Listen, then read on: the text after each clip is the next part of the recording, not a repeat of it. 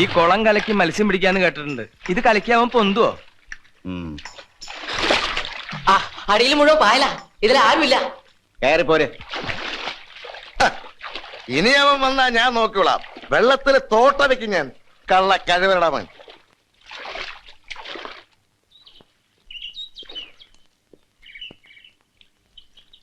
ഒന്നും നിന്നേ. അതെ, ഇന്നലെ ഇതിനകത്ത് ഒരു ഫുൾ ബോട്ടിൽ മുങ്ങി പോയിട്ടുണ്ട്. അടപ്പ് നല്ലോണം മുറുക്കിയിട്ടുണ്ട്. വെള്ളം കയറിയിട്ടുണ്ടാവില്ല. അങ്ങനെ വല്ലതും കാലുമ തടഞ്ഞോ? ഇല്ല. വേണ്ട. എന്നാലും എന്റെ കുളത്തില് ഇത്ര ധൈര്യപ്പെട്ട് ഏത് മുതലയാടാ വന്നത്? കണ്ടു കിട്ടിയിരുന്നെങ്കിൽ അവന്റെ ചോര ഞാൻ ഇതിന് തളച്ചേനെ.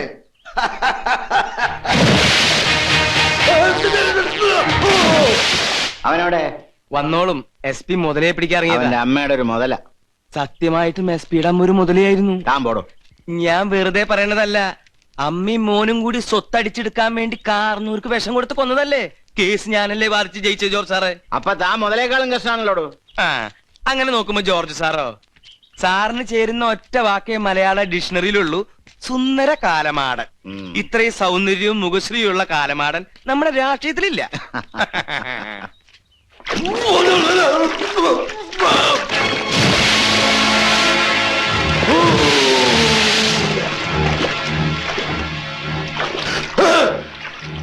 നീ ചോര തളിക്കുമെന്ന് പറഞ്ഞില്ലേ?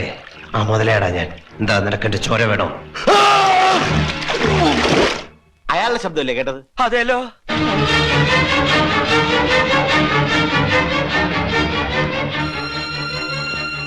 SP കാണാനില്ല.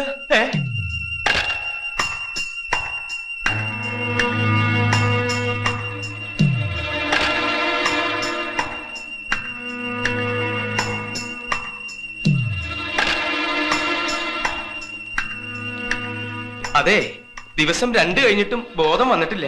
ഇനി ബോധം വരാതെ SP അങ്ങോട്ട് പോവോ? എന്താ തനിക്ക് അയാൾ വരും തരാനുണ്ടോ? അല്ല, എന്താ സംഭവിച്ചെന്ന് പറഞ്ഞു തന്നിട്ട് പോയിരുന്നെങ്കിൽ മനസ്സിനൊരു സമാധാനം കിട്ടിയായിരുന്നു. കുളത്തിലിറങ്ങിയ ഇയാൾ എങ്ങനെയാ ബോധമില്ലാതെ ചെളിക്കുണ്ടിലെത്തിയത്? ഒരു കാര്യം തീർച്ചയാ സ്വാമി. എന്താ? ആരോ നമ്മുടെ പിന്നിലുണ്ട്. ആര്?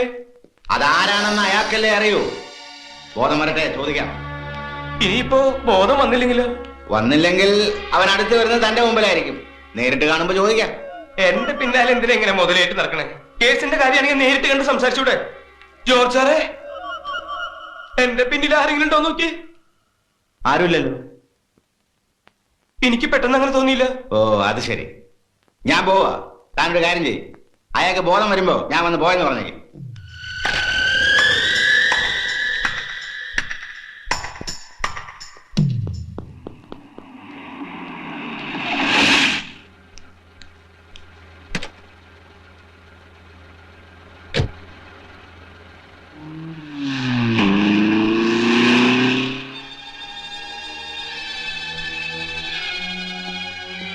ആളെ മനസ്സിലായിട്ട് നീ എന്താ ഇവനെ വെറുതെ ഒഴിവാക്കിയത്?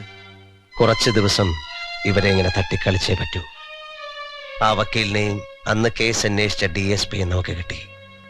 അവരെ ഒന്ന് കുലുക്കിയപ്പോൾ ജോർജ് എന്ന് പറയുന്ന ആ ചെകുത്താനും വന്നു. ഇനി ഒരാൾ കൂടിയുണ്ട്. ഈ ബഹളം അവനെ ഇവരരികിലെത്തിക്കും. അല്ലെങ്കിൽ ഇവർ അവനെ തേടി ചെല്ലും. ഞാൻ കാത്തിരിക്കുന്നതിനാണ്. അവനാരാ?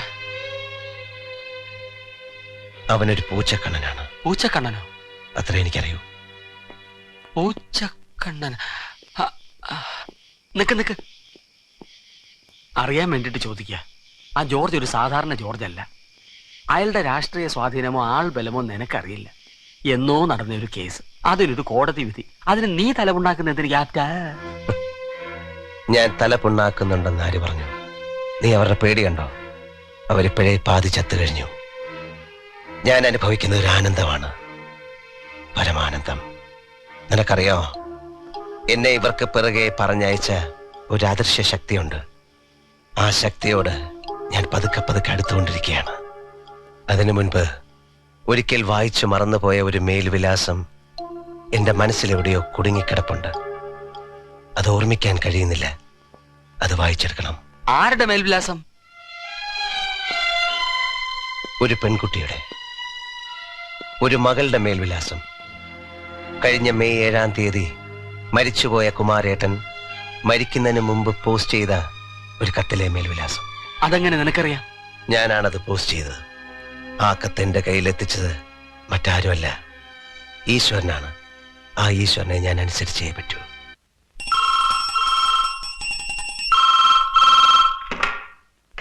ഹലോ സ്വാമി രക്ഷിക്കണം. ആ. ഞാനൊരു കോൺട്രാക്ടറാണ്. ആ. കുറച്ച് ദിവസം ഞാൻ ഗൾഫിലായിരുന്നു. ആയിക്കോട്ടെ, ഗൾഫിലായിക്കോട്ടെ. ഞാൻ ഇന്നലെ വന്നതേ ഉള്ളൂ. എനിക്കെതിരെ ഒരു വഞ്ചന കുറ്റം ചുമത്തി കോടതിയിൽ ഒരാൾ ഒരു കേസ് ഫയൽ ചെയ്തിരിക്കുന്നു. ആ. നാളെ ഞാൻ ജർമ്മനിക്ക് പോവാണ്. ഒരു അർജന്റ് കാര്യം. ആ. കേസിന്റെ നമ്പർ ഞാൻ തരാം.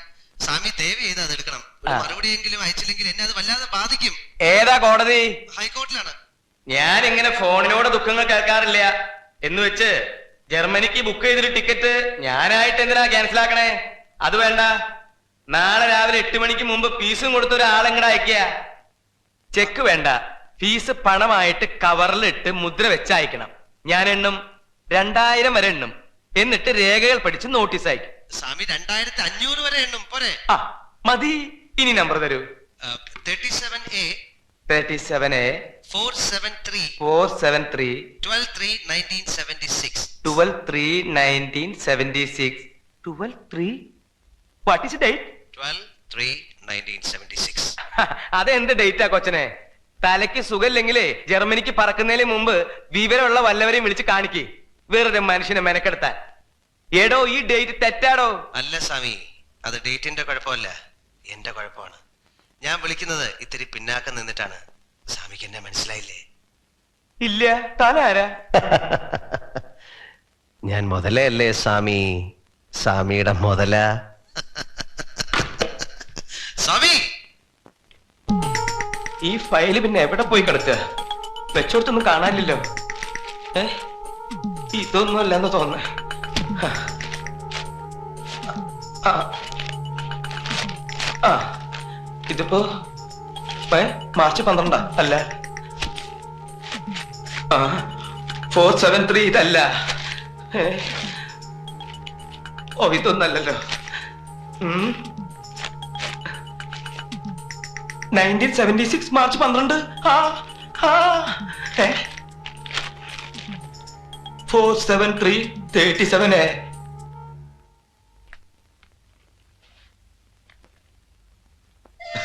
അതൊരു കഴിവാണോ? ഈ കാണുന്ന 15 ഏക്കർ തോട്ടം ഞാൻ ഏത് കാലത്ത് വാങ്ങിയതാ?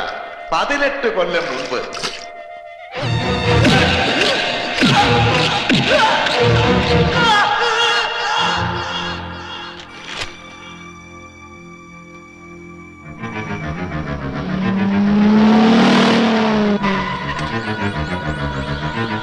Good morning sir.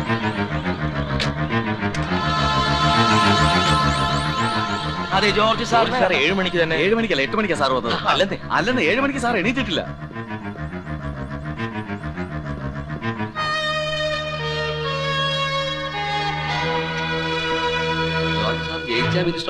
അത് ഉറപ്പാ.